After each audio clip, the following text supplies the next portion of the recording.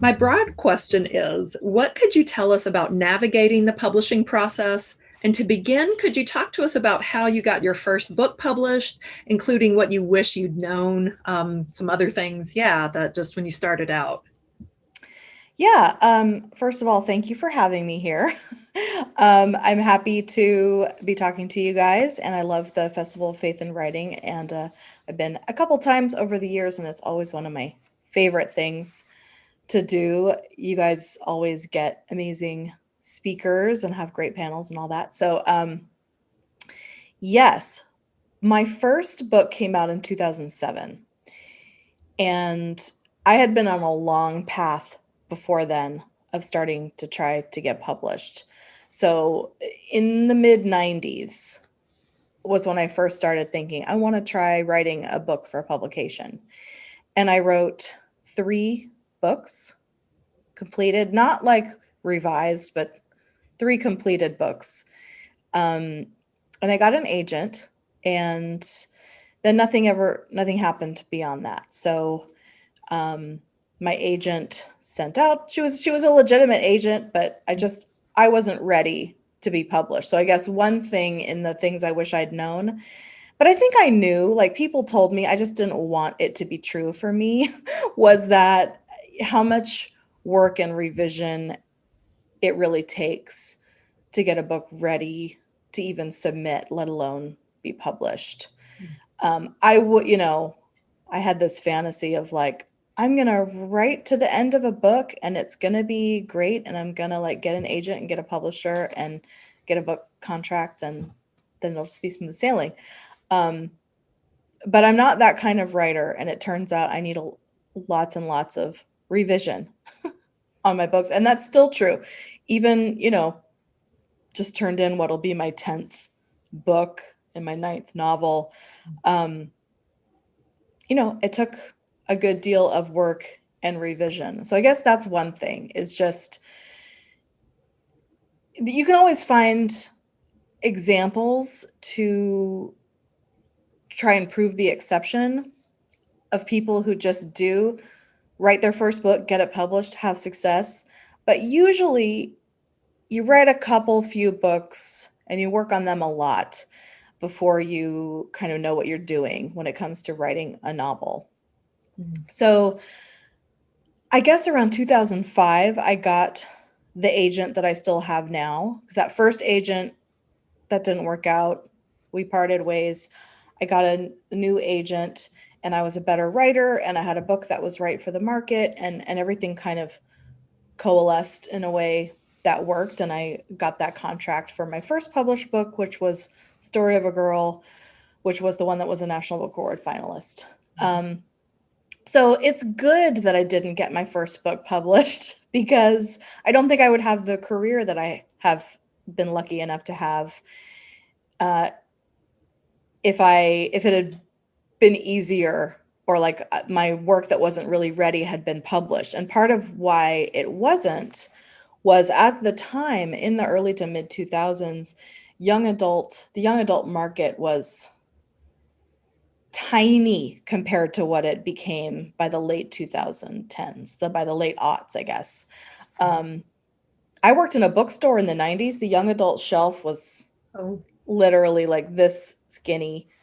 There just weren't that many young adult novels. So it was kind of a newer, it was about to burst into like what I would call its second golden age. The first one I would say was in the late 70s and to mid 80s.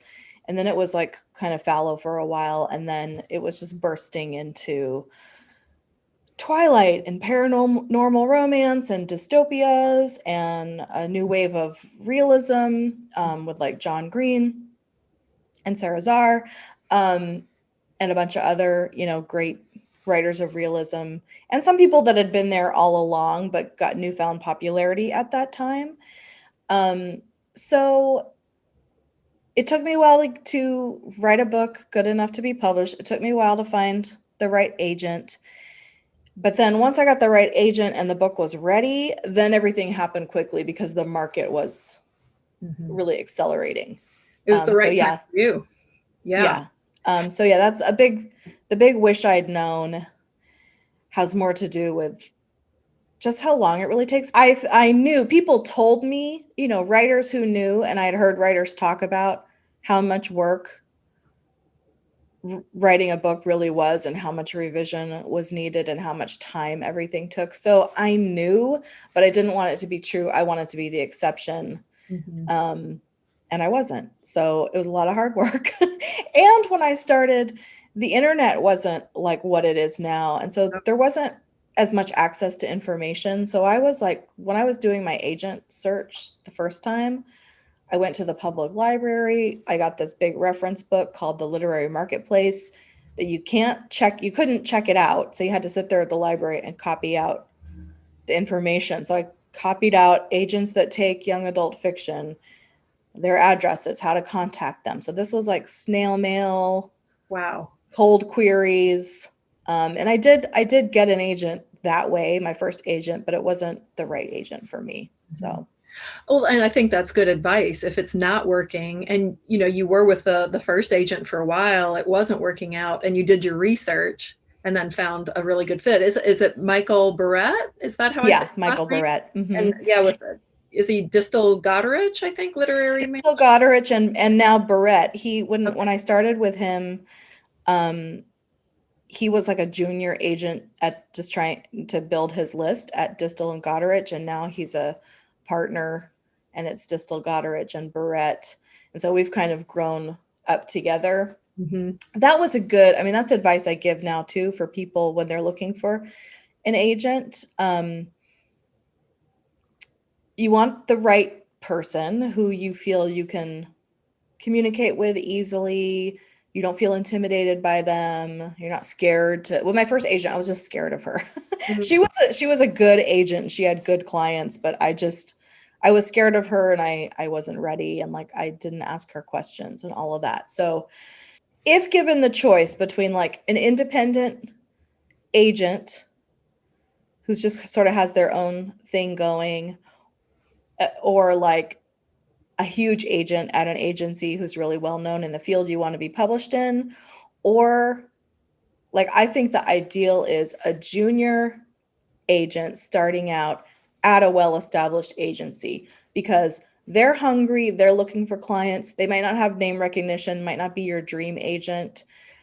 So they're young and less experienced, but they're working with a whole team of people that have a lot of experience. To me, that's the best case scenario. It was for me. Yeah, I think that's super helpful for people. And then when I'm also hearing you talking about having an agent, do you think that really, if you're writing fiction, do you really need to have an agent? You know, I think I used to read, I was a slush pile reader for Algonquin Books, Chapel Hill. And so, you know, we'd get the unsolicited manuscripts and, you know, I'd read through those. But I mean, should writers have I mean, like, would you recommend it? Like, yeah, that worked for me and all my, you know, friends who are writers, or yeah. It depends. I mean, there's a real spectrum of sizes of publishers, right? So Algonquin's an example of a smaller publisher where I think it would be possible to get an unsolicited, unagented manuscript read and get an offer on it. Or for other independent presses, university presses, Christian publishing, smaller presses within that world, all of that might be possible without an agent. If your goal is to be published with one of we used to be called the Big Six. Right. Now it's the Big Five, and now Simon & Schuster might be acquired, and now it might be the Big Four. The main big publishers that have all the little imprints, so like HarperCollins, Hachette, Penguin Random House, Macmillan, Simon & Schuster, soon to maybe be Penguin Random Simon, if the government lets that happen. So if your goal is to be in that ecosystem, you absolutely need an agent just to look out for you. It's not so much about getting the deal. I mean, that's a big part of it because a lot of them won't read unagented manuscripts, but it's everything beyond that. Like, what's in the contract? How are you going to negotiate the next thing? who's looking out for you to make sure your publisher is doing what they said they were going to do in terms of marketing and publicity. The agent is like your partner. They're the only ones whose success is directly tied to yours as a writer. So the publisher is always going to be looking out for their bottom line best interests. The agent is looking out for your bottom line best interests, whether that's in the contract negotiation phase or everything that happens afterward. And I would say, even if you do end up getting an offer from a small publisher without an agent, it's not too late to get an agent. In fact, it can be faster to get an agent at that point and contact agents and be like, hey, I have an offer. I have this contract. I haven't signed it yet. I want an agent now. It does mean they're going to get 15% of all your money, but it's worth it if you want to have this career. You know, if you're just kind of doing a one-off book for a small press, it might be a different situation. But if you want to be a working writer and have this career, you really need that person who knows the business, knows the people, is watching the trends, is looking closely at everything that's happening with your contracts, is helping you strategize as the market changes. And like I said, like their fortunes are directly tied to yours. So they don't get any money up front. You don't pay them. They only make money when you make money. But then they do get part of your money. But generally, it's going to be way worth it to have that partner. That was one of the questions I was going to ask. I'm sure people want to know, like, how does the money thing work with an agent? You know, so 15%, is that, you know, pretty? That's standard, yeah. And the industry, it's like with the film industry and everything, like there's just a standard. So it's not like you're going to find an agent who's going to be like, actually, I take 25%. If they do, they can't. You know, it's just not. Yeah. It's not acceptable. Yeah, I think that's super helpful for people to know. Yeah. And then how does it work? Like once publishing house has said, yes, we want to sign you, Sara Zarr, and your agent is working with you, then you talked how, you know, you do a lot of revising and that it takes time, you know, and I think that most people understand that, but, you know, I'm sure a lot of our viewers are going to be younger people. And so what would you say to younger people? You know, you did really talk about like everybody does really need to revise. About how long does that process work? So from the time when maybe they said, yeah, we like this, and you've signed the contract, and then how does that process work then, like with an editor at a publishing house? And do you get much say with who your editor is going to be? And yeah. No, usually what happens is, so your agent takes your book, and when you're brand new and it's your first book, you really need to have a finished book that you've worked to make the best you can. Later on in your career, you could usually get contracts with what we would call a proposal, which would be like 20, 30, 40, 50, 100 pages, whatever, and kind of a summary of the rest. And they'll know like, oh, we know Sara can finish a book. We've worked with her, like she's a known quantity. We can give her a contract based on a promise of this book. Whereas when it's your first one, you really need the whole thing as good as you can get it. So then your agent pitches that to the editors he or she knows. And that's, again, why it's useful to have an agent, because they have relationships already with editors. So they know like, oh, I know this editor at Macmillan, at this one Macmillan imprint, who's really looking for like this exact kind of book. So I'm going to send it to that person first.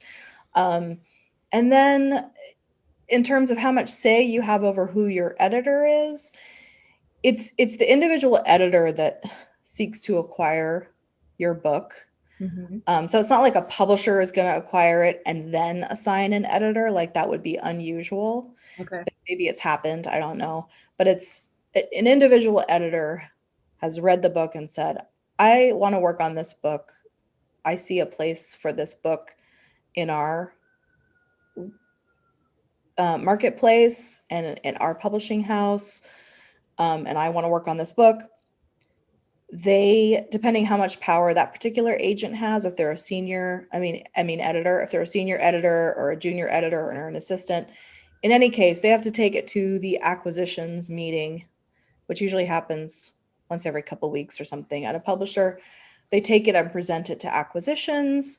They do like a projected profit and loss statement. I mean, you got to remember, publishing, like, we love books and we get emotional about books and they seem special to us, but publishing is a business. And so it's all about the balance sheet. So they do like, how much money could we afford to pay this author in advance based on what we think this book might sell, or what we think this author will do over the long term, how we see this author developing over time.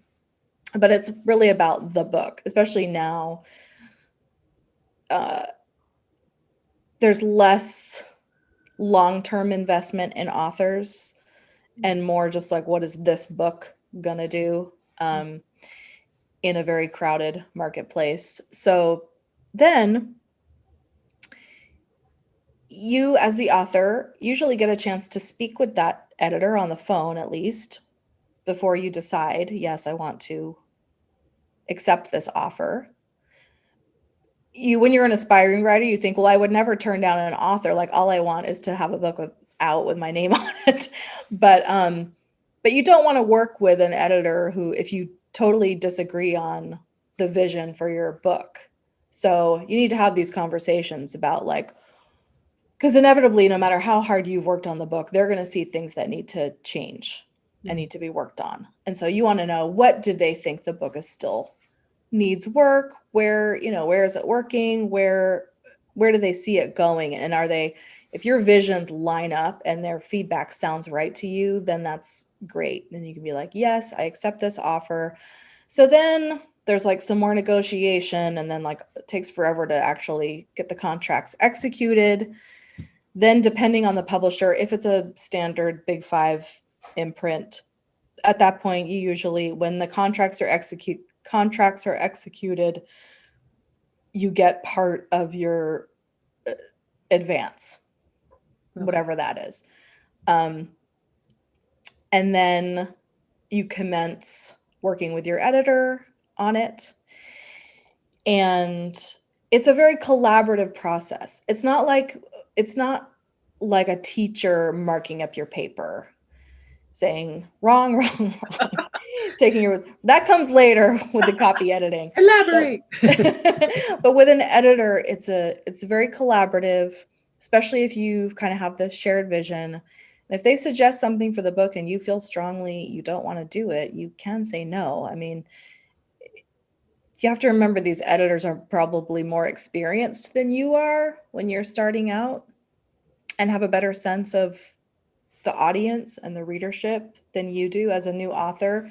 So you want to listen to every one of their suggestions, and you don't want to just die on every hill. Like, it's a give and take. Like, I want to keep this, but I'll change that, and then you sort of collaborate together. Now, how long that takes depends on many, many factors. How long and ambitious is the book? How far have you gotten with it before you sold it? How fast is that editor at getting feedback back to you? How fast are you at revising? So usually the whole process, I feel, generally takes about a year. Mm-hmm. And that's not from acquisition to publication. That's acquisition to you being done with the book. And then when you're done with the book, it's usually another 6 to 12 months before it's published.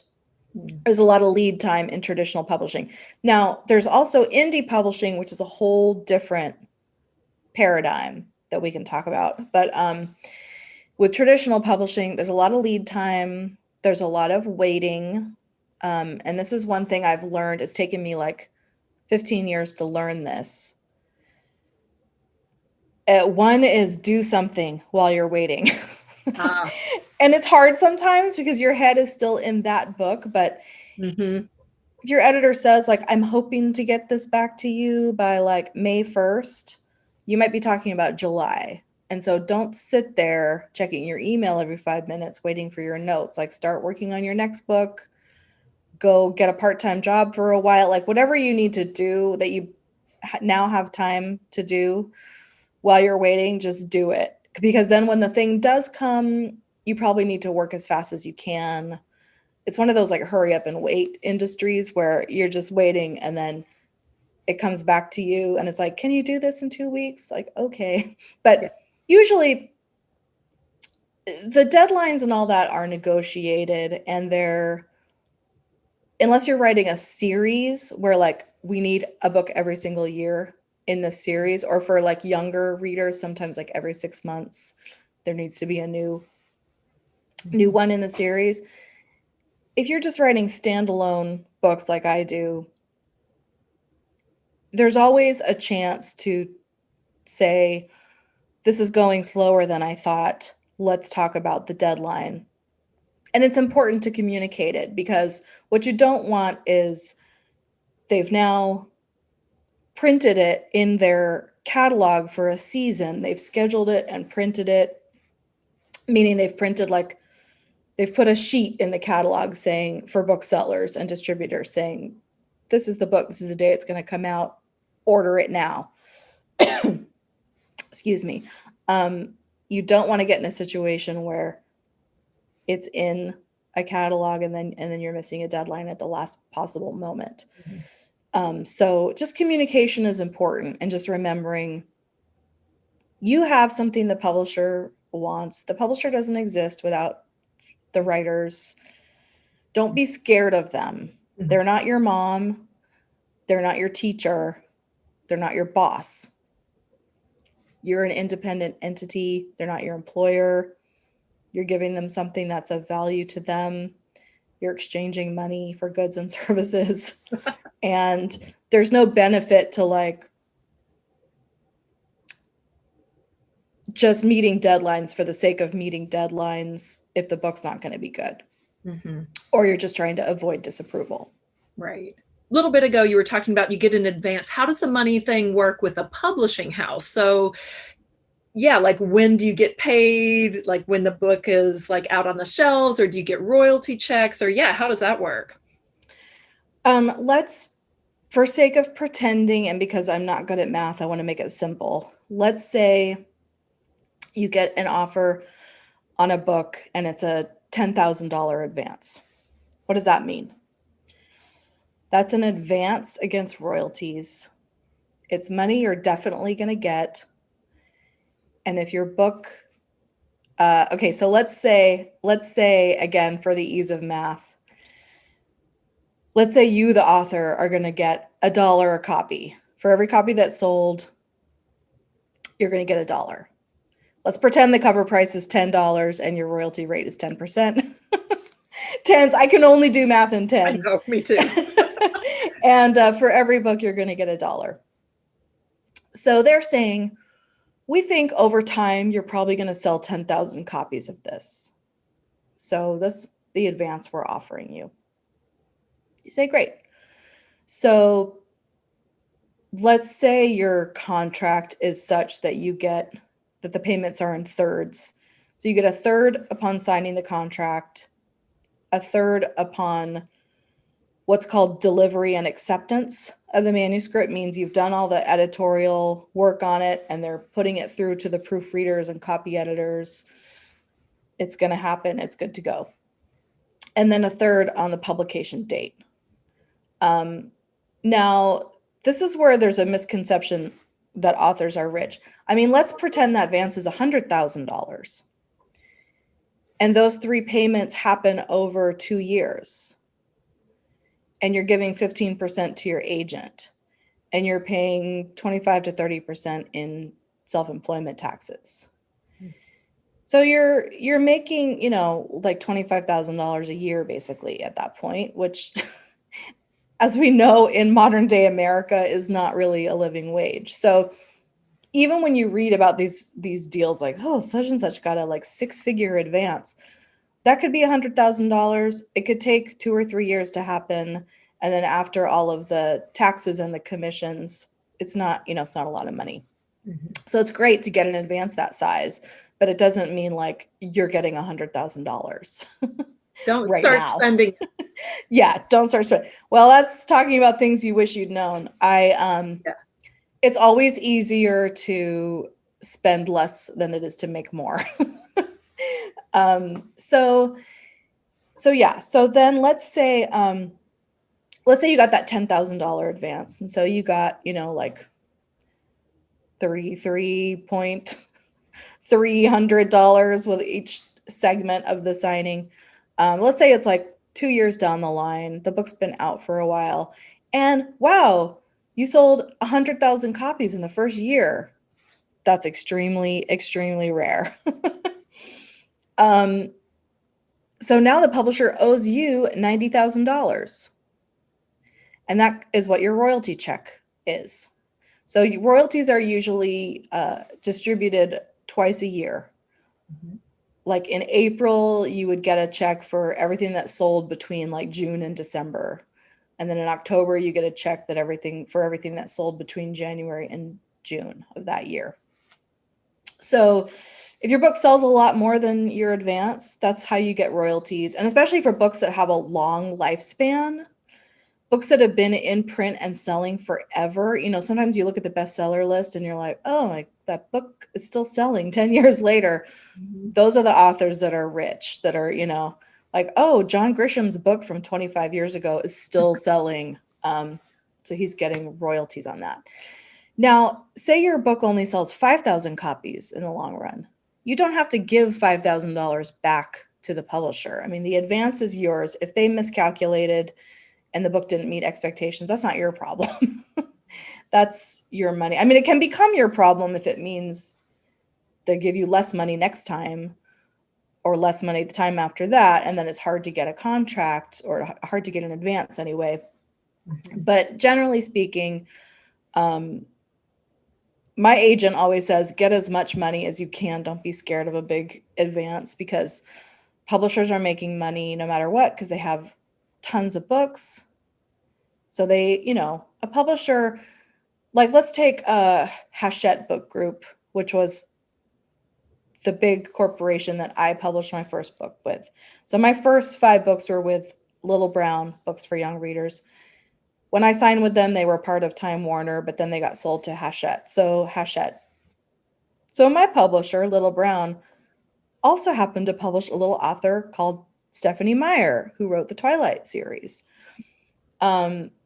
So those books were making tens of millions of dollars for a long time. And then like books like mine were not making money. I made a little royalties on my first couple books because my advances were smaller. But I was by no means like keeping the publisher afloat. But it's not like if they're losing money on one book, it means they're losing money. Right. So everyone along the way manages to get paid. So authors should get paid too. Publishers are making a profit. They're fine. Yeah. They're always going to publish books that keep them profitable. And so for authors like me that aren't big sellers, there's a calculation there. It's like, I have been lucky enough to get advances that are more than I could sell.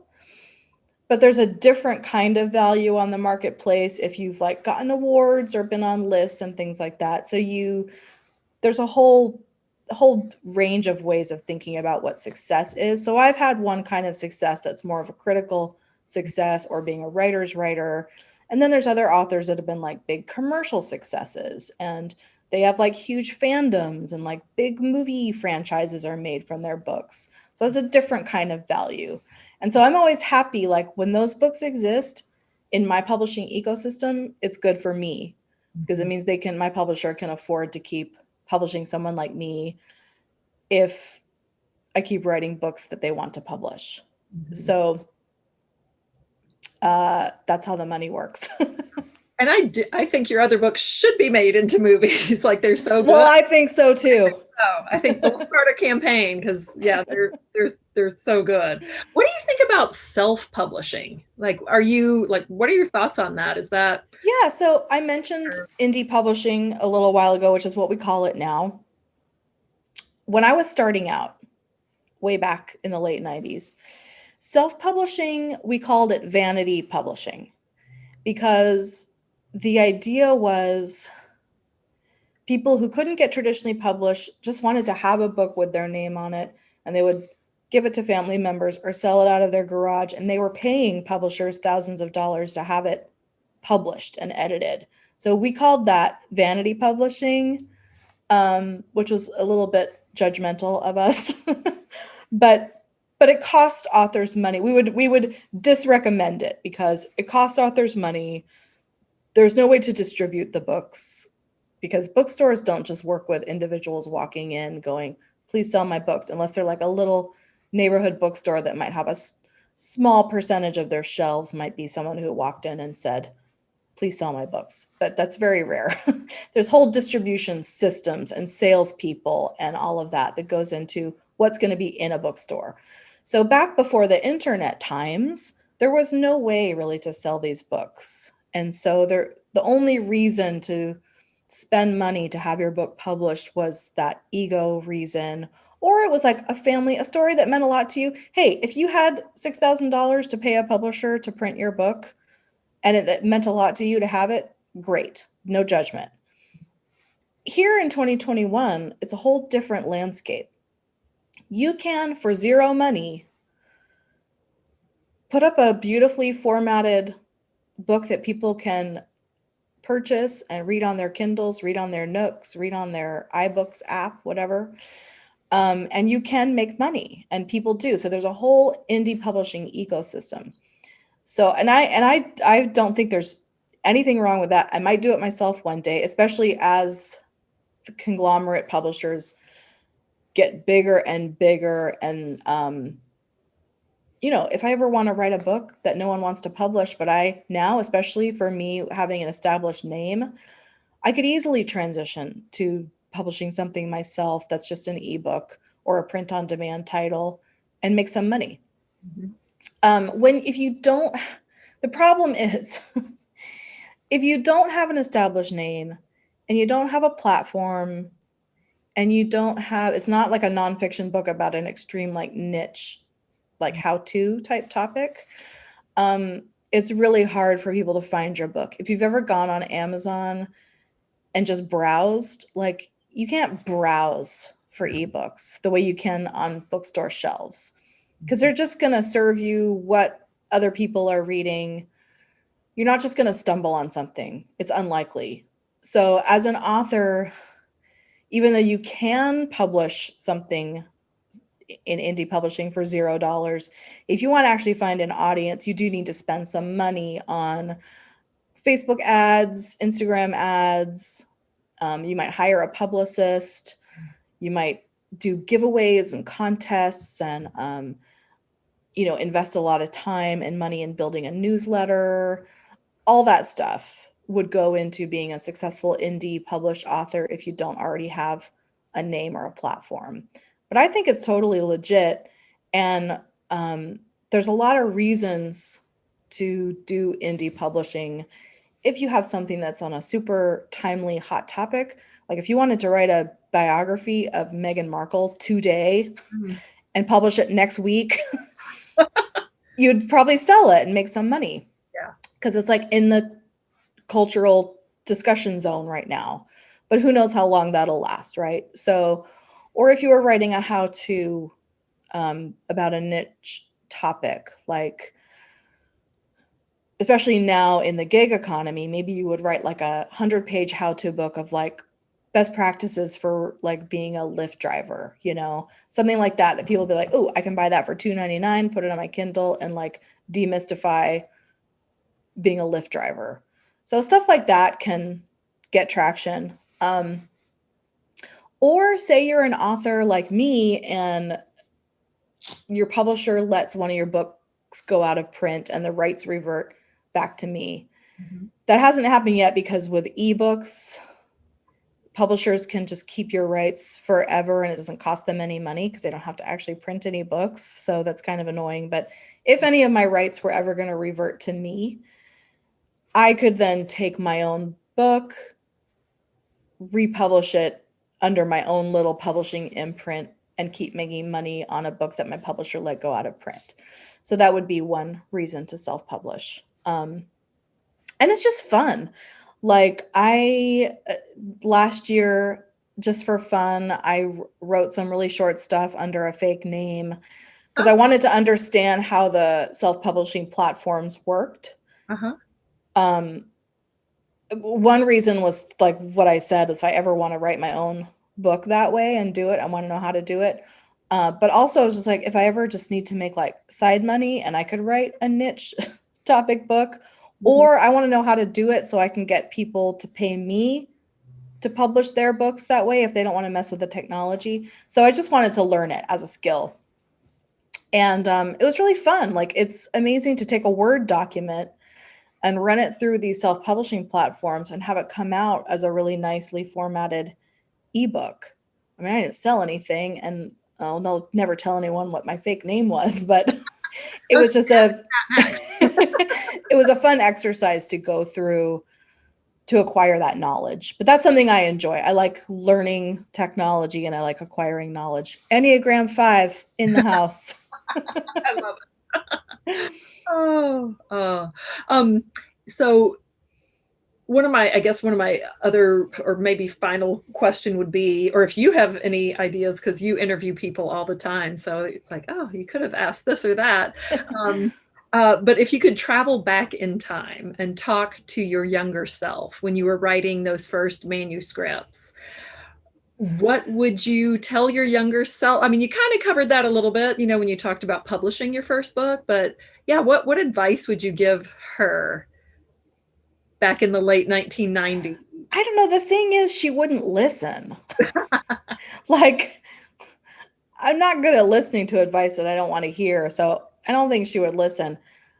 I do think, I guess what I would say as a just reminder, because I did go through a phase where I was really, with my first few books, I was really well known and had like rode this crest of popularity from like 2007 to maybe 2011. And I just somehow got used to it. I thought it would always be that way. And then I had like kind of a longer break between books. I had some personal stuff going on and I changed publishers. And people forgot I existed, and then no one cared when I came back. Not no one cared, but it just wasn't the same, and this is the thing about publishing. It's the thing about anything in popular culture. If you go back, like go to vanityfair.com or something and look in their archives and be like, who was on the cover in 2005? And is it someone we ever even talk about anymore? That was a long time ago. I mean, a lot of people watching this, we're just like barely probably toddlers when my first book came out. They don't care about that. So then I went through a phase of what I would call like mid-career bitterness, where I was just like, how come I don't get invited to the stuff anymore? People aren't talking about me online as much. I don't get as much fan email. I don't get invited to the fun conferences where I get to stay in a nice fancy hotel for free and like drink in the lobby with my friends on my publisher's dime. Those are good times. I didn't appreciate them as much while they were happening. So I would probably just say to my younger self, like, just stay grateful, appreciate every single thing that's happening to you in this career, because it could just as easily not happen. And it's not because of anything. Like, I just got lucky. I mean, there's talent involved. There's a certain amount of vision and just like my perspective on the world that I do think matters. But a lot of people are good writers and have a good perspective on the world that never like get into publishing. So there is a lot of luck involved. And I just would say, just feel grateful for everything. Enjoy it all. You're not always going to have it. It's going to be okay. It comes and goes. And that's just general life advice too, I think. Yeah. And I guess also we've talked a lot about the business of it, because obviously that's what these talks are about. But I think bottom line, what always really matters is the craft of storytelling, understanding why you want to tell the kinds of stories you want to tell, understanding what you're drawn to, what it means to you to be able to express it, understanding there's going to be times where the marketplace, your interests, your skills, your abilities, and the marketplace, there's going to be times where they don't line up and no one wants what you're doing. And then there's going to be times where they do line up. And you have to try not to let it derail you, because when you try to be a writer, a different writer than you are, and write about stuff you don't really care about because you think it might have a better chance of selling or finding an audience. It's just no fun. Like, do something else for money and then just, write on the side. I mean, we all have to do something in exchange for money to survive in a capitalist system. So could be writing, but you could do something else that you don't hate and write on the side, write on the weekends. That's another piece of advice I'd give myself when I started out. If I had taken my first batch of advances when I started and gone like back to school and learned a different, like I've always thought about things like I might want to be a psychologist or I might want to be a nutritionist or something like that. Mm-hmm. I wish I had done one of those things that would still allow me to have a kind of self-employed lifestyle, which I really like and really works for me with different mental health and physical health issues that I have. I wish I had a skill now that I could do that with, be self-employed in an area that wasn't writing novels. And I just turned 50 last year, and it's still young, I know, but it's also a time of life where you're just like, do I really want to like spend a bunch of time and money going back to school now? I don't know. I would have when I was in my 30s, which is when I sold my first book. So I just wish I had, it all connects with that. Like, just because this thing is happening now doesn't mean it's going to happen forever. I'd like to have a plan B, because writing, I mean, I'm all for, I never like talk anyone off the ledge of their dreams. I think go all in with your dreams. And I didn't get that message growing up, and I like to give it to other people and just be like, this is what you want to do, go for it, because no one knows what's going to happen in the future. As we've learned in the last year or two, we don't know. Lots of things could happen. You never know what's going to be happening in the world and to you and to your family. So do what you want to do.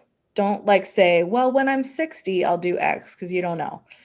At the same time, just have like a pragmatic understanding that you're not entitled to be a writer, like to be a published writer.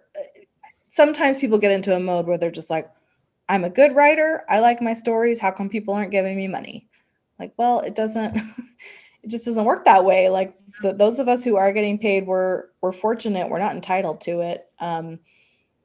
So having something that can sustain you, and I would say this particularly to